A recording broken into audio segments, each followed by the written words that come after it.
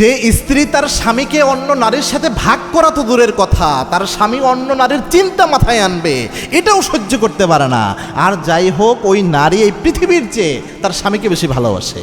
এজন্য যে মেয়েরা দেখবেন তার স্বামী যদি দুষ্টামি করেও বলে আরেক বিয়ে করব, সহ্যই করতে পারে না।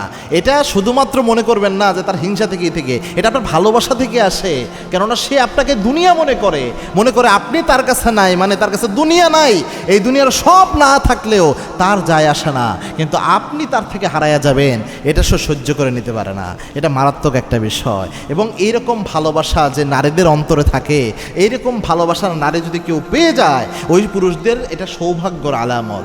এবং আল্লাহর হাবিব সাল্লাল্লাহু আলাইহি ওয়াসাল্লাম জানিয়েছেন যে পুরুষকে আল্লাহ 4টা জিনিস দেয়, ওই পুরুষ সৌভাগ্যবান পুরুষ। তার মধ্যে 1 নাম্বার হচ্ছে, যদি আল্লাহ কোনো পুরুষকে আলমারআতু সলিহা, ভালো নেককার একটা স্ত্রী দান করে দেয়, যে স্ত্রী ওই স্বামী ছাড়া আর কিছু বোঝে না, এরকম স্ত্রী যে ব্যক্তি পেয়ে যায়, ওই পুরুষ হচ্ছে সৌভাগ্যবান পুরুষ, সৌভাগ্যবান একটা পুরুষ সে।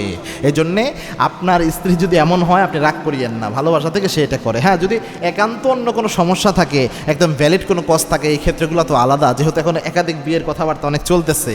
কিন্তু অবশ্যই এটা স্ত্রীদের ভালোবাসা থেকে আসে। পাশাপাশি এটা মনে রাখবেন, স্ত্রীর মনে কখনো আঘাত করা উচিত না, আবার স্বামীর মনে আঘাত করা উচিত না।